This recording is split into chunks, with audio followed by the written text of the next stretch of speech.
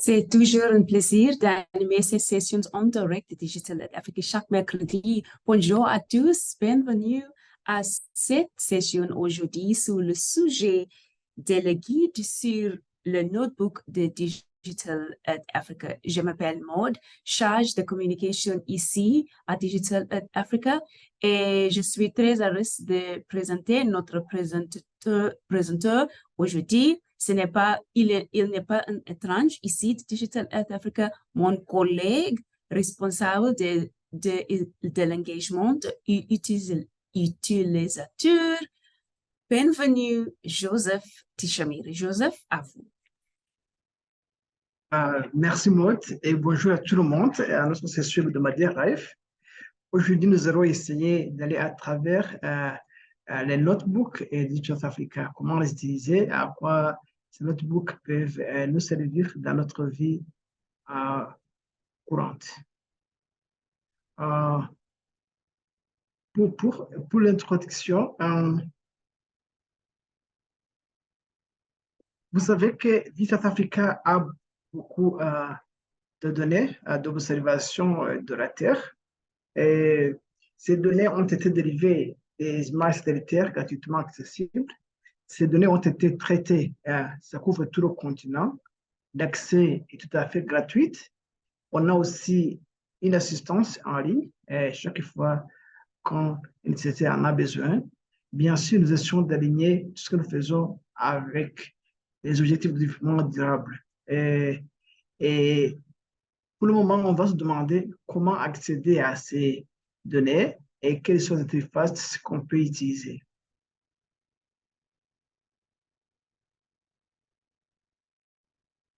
Alors, Digital Africa a développé un guide pour les utilisateurs.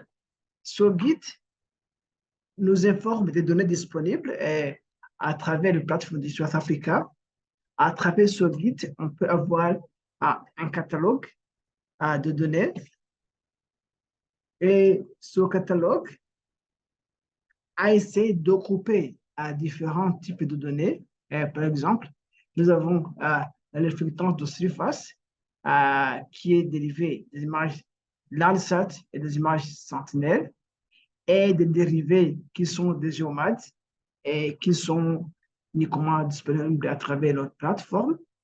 On a aussi des données d'observation des eaux à partir de l'espace. On a des données de masquage d'activité ici au continent africain, la couverture fractionnée qui nous permet de suivre la végétation. Toutes ces données ont été processées par l'équipe Digital Africa, mais on a aussi d'autres données, comme les données sur la température, les données sur la végétation, et les données sur la climatologie, surtout la pluviosité. On a aussi les données des cartes d'utilisation des terres, soit dérivées de l'Agence européenne spatiale. On a aussi des données radar, surtout les données Sentinelle-1 et les données postales. Et on a aussi plusieurs cas d'utilisation des sols. Et en fait aussi, on a des données coastline qui nous permettent de surveiller l'évolution des côtes sur le continent africain. Je vais partager des liens dans le chat. Je vais partager beaucoup de liens à la fois qui vont couvrir tout ce que je vais présenter ici. Déjà partagé dans le chat. Et Digital Africa aussi a plusieurs plateformes. Et nous avons ce que nous appelons les cartes Digital Africa, là où on peut faire une analyse simple, exploration simple des données, à informer les activités agricoles, l'évolution de la couverture du sol et des eaux et ainsi de suite. Mais aussi, on a moyen d'intégrer nos données à travers d'autres logiciels à partir des systèmes web mapping pour travailler peut-être un logiciel ici, ArcGIS ou QGIS. Mais la plus importante, sur laquelle nous allons insister aujourd'hui, c'est notre sandbox qui nous permet de faire des analyses Python. On peut aussi explorer les données disponibles à travers l'explorateur de métadonnées sud-africain. On va y revenir. Et actuellement, vous pouvez accéder à nos données à travers le géoportail africain. On peut aussi utiliser les API pour annexer nos données à différentes bases de données, ou bien vous pouvez créer votre cube sur votre machine, vous pouvez créer un cube local et travailler avec les données sud-africaines. Mais quand on parle de notre sandbox, et sur lequel nous allons insister aujourd'hui, pour accéder à notre sandbox, il vous faudra créer un compte. Et quand vous créez un compte, vous recevez un code, vous activez et vous pouvez entrer sur notre espace cloud. Et quand vous ouvrez, immédiatement, vous obtenez un lien pareil qui va vous montrer différents fichiers de notebook. Et ces fichiers n'ont pas été groupés par hasard. Ça a été groupé dans des codes pour les débutants, et ainsi de suite. Je vais revenir. Quand vous entrez dans notre sandbox, vous verrez nos codes, nos notebooks groupés pareillement. Nous avons des notebooks pour les débutants. Ici, si vous essayez d'aller à travers ces notebooks, vous allez avoir des connaissances de base pour le codage Python qui vont d'ailleurs vous permettre dans les exercices qui vont suivre. Mais aussi, on a les codes qu'on appelle datasets qui nous montrent comment on a processé nos données et quels sont les algorithmes qu'on a utilisés, par exemple, pour produire les géomades, pour produire le masquage d'écriture sur le continent, ainsi de suite. Mais aussi, on a ce que nous appelons les codes fréquemment utilisés. Et ces codes nous permettent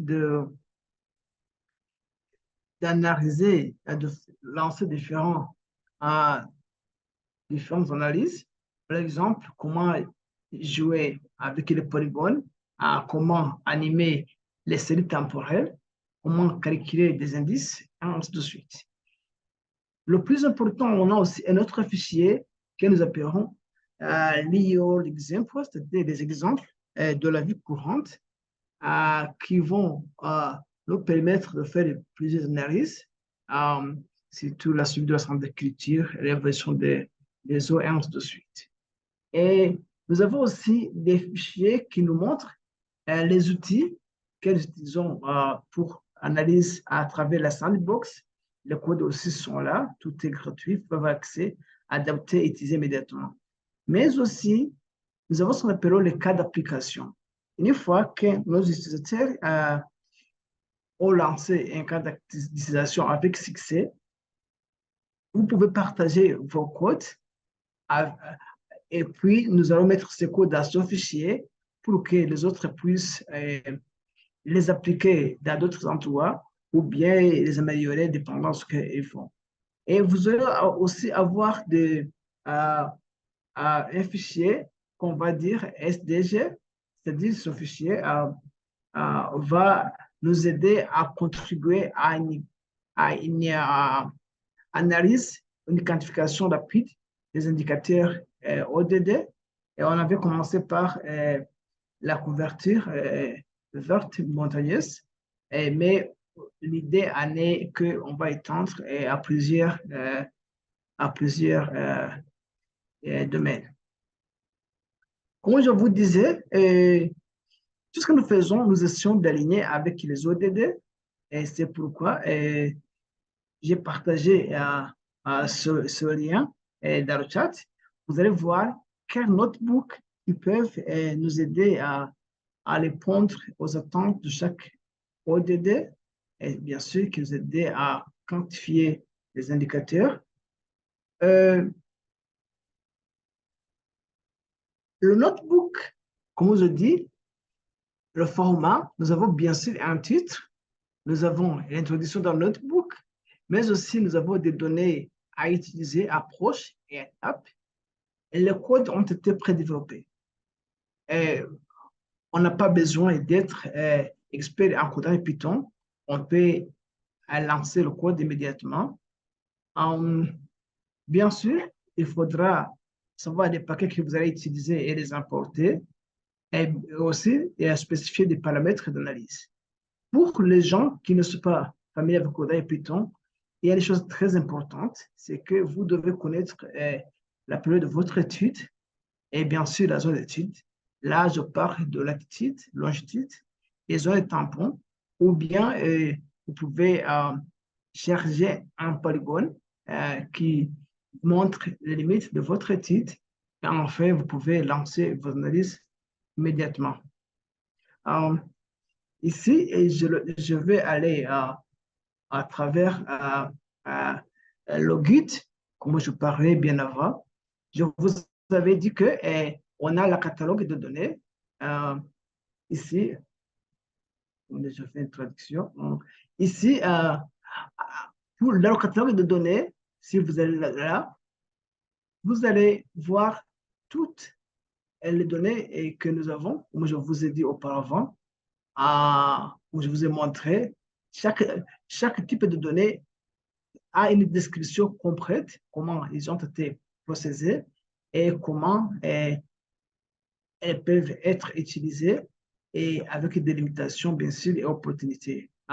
Si vous cliquez ici, par exemple, si nous cliquons ici, par exemple, sur les données de Landsat, reflétant de surface, Landsat, vous pouvez voir la description complète pour la zone du produit, les données d'entrée, les étapes d'analyse et surtout, tout est décrit ici.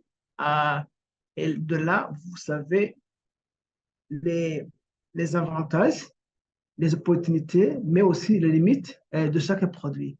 Et tout a été décrit pour chaque produit disponible à travers nos plateformes d'histoire africaine. Bien sûr, je vous ai aussi parlé de plateformes. Vous avez dit qu'on a les cartes de l'histoire africaine. Si vous allez sur la carte de l'histoire africaine, par exemple, vous voyez que si j'essaie d'ouvrir, euh, vous allez voir que c'est une plateforme tout à fait interactive qui peut nous permettre d'analyser différents types de données que nous avons dans de l'histoire africaine. Ici, à travers, on peut aller accéder à nos données groupées par thématique. Par exemple, culture, où on peut avoir accès au marqueur de culture sur le continent africain, et ainsi de suite. Aussi, on a une description complète comment utiliser cette plateforme, et ainsi de suite. La même chose est pour Sandbox, ça a été traduit textuellement en ligne, c'est comme vous voyez, mais c'est Sandbox. On a des guides utilisateurs de chaque plateforme de East Africa, comment intégrer avec d'autres données. Ici aussi, on a une plateforme et ainsi de suite. Alors, l'idée ici que je vais vous montrer, c'est qu'on aura à travers la sandbox, dès que vous ouvrez la sandbox, voilà, je me suis drogué bien avant pour éviter des soucis d'Internet. Dès que vous entrez, vous voyez qu'on a plusieurs notebooks. Par exemple, si vous allez dans le fichier des codes pour les débutants, vous voyez, ce sont des principes de base du codage Python pour les débutants, bien sûr. Si vous allez dans le fichier dataset, on a plusieurs notebooks qui nous montrent, par exemple, comment on a processé, par exemple, nos géomètres, nos données mosaïques qui couvrent tout le continent avec parce qu'il y a de nuages pour Sentinel et pour Landsat. Ça nous montre ce que ça veut dire. Ça veut dire géomedian et median absolute deviation. Ça nous montre les étapes qu'on a utilisées pour processer ces données et les codes qu'on a utilisés au cours du temps. Bon, et si, par exemple, on va aller dans le fichier l'IO examples, ce sont des exemples de la vie courante. Les codes ici sont les plus fréquemment utilisés. Par exemple, à suivre l'évolution de la végétation au cours du temps, à suivre la phénologie des plantes, l'étendue des eaux, l'érosion côtière, et ainsi de suite. Je vais revenir dans les exemples.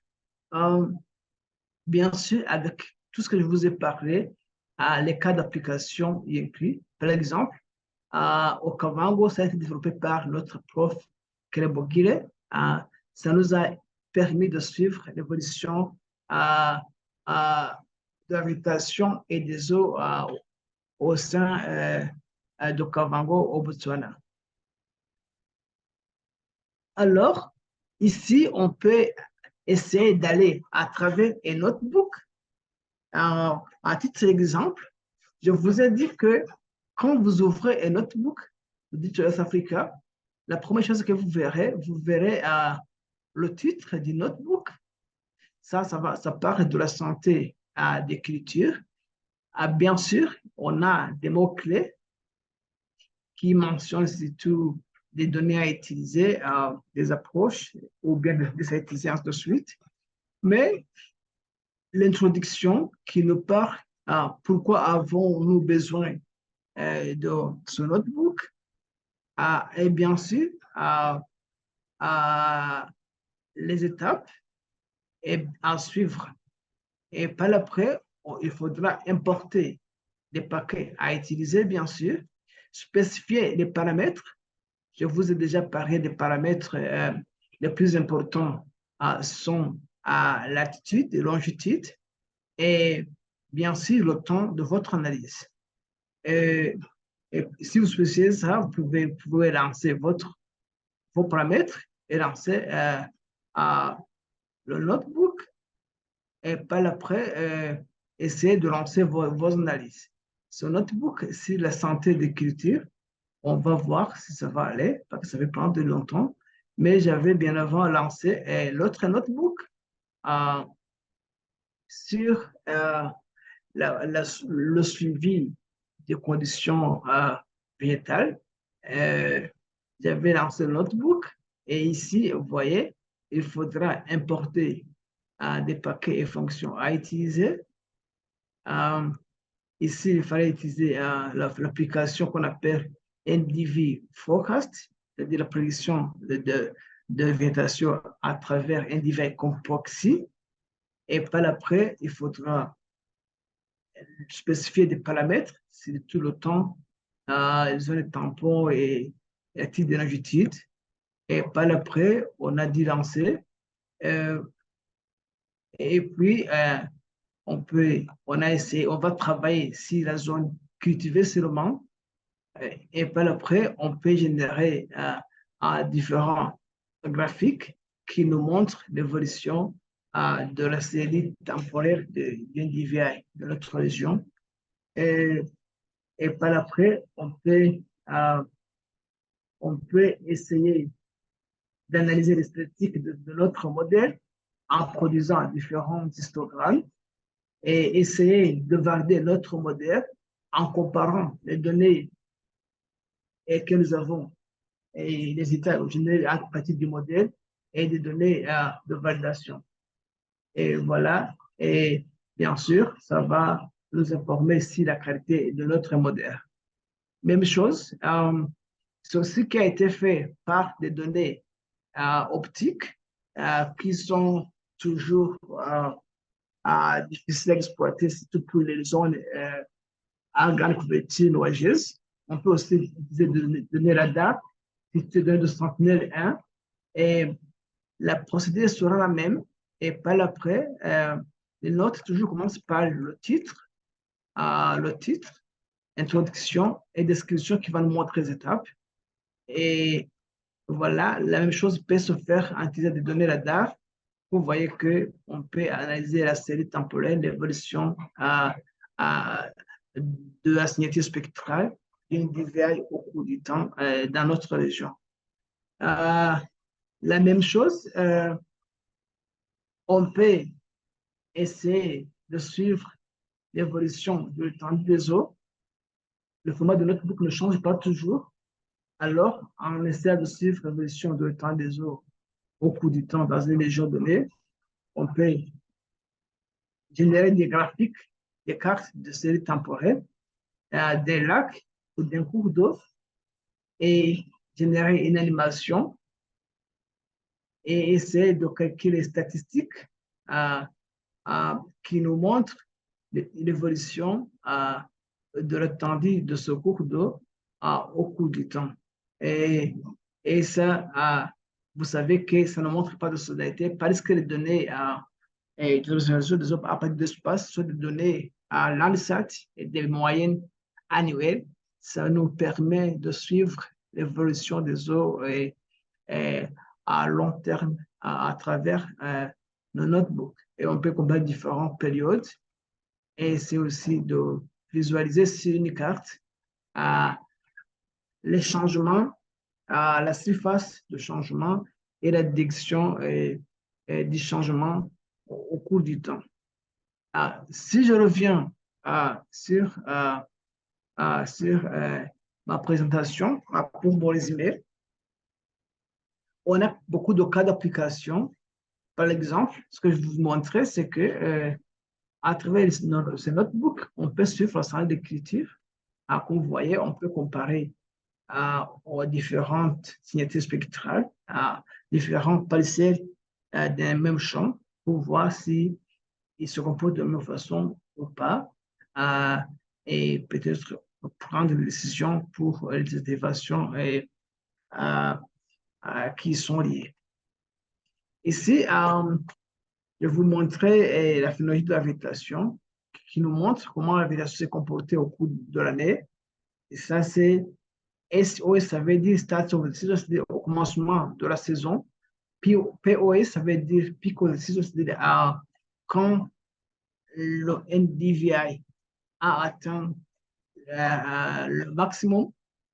Et EOS, ça veut dire end of the season, c'est-à-dire la fin de la saison, c'est-à-dire que tout près de la moisson des plantes, on peut comparer et voir si les deux années se comportent de la même façon, ou bien s'ils ne se comportent pas de la même façon, qu'est-ce qui s'est passé et prendre des décisions qui sont appropriées. Ici, c'est l'exemple du suivi des eaux au Madagascar. C'était un suivi à long terme en utilisant nos données optiques, nos données WOFS, observation des eaux à partir de l'espace. Et une animation peut nous montrer comment ça s'est comporté, des graphiques pour essayer de montrer des statistiques, et une carte qui nous montre l'évolution et l'exemple de l'évolution. Mais ici, sachez que c'est à long terme, mais aussi on peut voir la saisonnalité. Par exemple, dans la même région, on peut voir quelle saison qui est caractérisée par une grande couverture d'eau, c'est-à-dire la saison pluvieuse.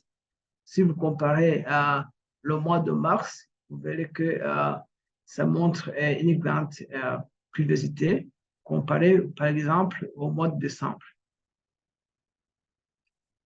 On peut aussi comparer cette étendue pour un lac, effets d'essai qui sont liés. Ça, c'est ce lac Tchad, lac Tanganyika et lac Balingo. J'essaie de comparer et de comprendre l'évolution de ces eaux. Alors, à travers les notebooks qui sont bien décrits, que vous pouvez adapter, et on peut faire pas mal de choses. Ça dépendra de votre intérêt. Mais je sais bien que pour comprendre le tout, il vous faudra peut-être aller à travers notre cours en ligne avec des vidéos et des côtés d'écran bien détaillés en version anglaise et française. Et à la fin, vous obtiendrez un certificat. Et bien sûr, vous serez en mesure de manipuler tous ces notebooks vous-même. Bien sûr que nous sommes toujours là pour vous assister. Nous avons notre helpdesk. Nous avons indiqué, nous essayons d'intervenir le plus vite possible. Bien sûr, cette session a été mise en place pour essayer d'échanger avec la communauté utilisateur sur de nouveaux produits ou bien sur les résultats des analyses, des cas d'application. Si jamais un utilisateur voudrait présenter son travail qu'il a réalisé en utilisant nos plateformes, la place est là, on fixe la date et nous pourrons partager le résultat et à la fin, le code peut être partagé aussi à travers le fichier et cas d'application. Si jamais vous voulez le venir à nous, ça c'est notre équipe, notre directeur de renforcement des capacités, Kenneth Moubeya, moi-même et Edouard, nous sommes disponibles pour l'assistance chaque jour. Merci beaucoup à tous. C'était ça pour aujourd'hui. À moins que quelqu'un ait une intervention. Merci beaucoup. Joseph, pour les présentations très claires et pédagogiques sur le sujet du guide de le notebook de Digital Earth Africa. Joseph et tous nos invités et notre partenaire. Comme d'habitude, on voudrait mettre en contact avec vous et ici et tous les métiers comme ça. Le site www.digitalearthafrica.org, le email info@digitalearthafrica.org et nous sommes sur les social media Twitter, LinkedIn et YouTube avec le même prénom Digital Earth Africa. Merci tout le monde pour votre attention et aujourd'hui, dans 2 mercredis prochains en français, mais le mercredi prochain serait en anglais. We host these sessions every week, Wednesday, 11 a.m. GMT. Today it was in French, but if you prefer English, don't worry, we will have English next week at the same time, so you can definitely come through and we will continue the learning. Merci tout le monde pour votre attention. Comme d'habitude, je voudrais remercier tout le monde pour tout, Joseph, vous ici. Et si c'est possible d'illuminer votre caméra et on prend une photo pour un social media. Et à ce moment,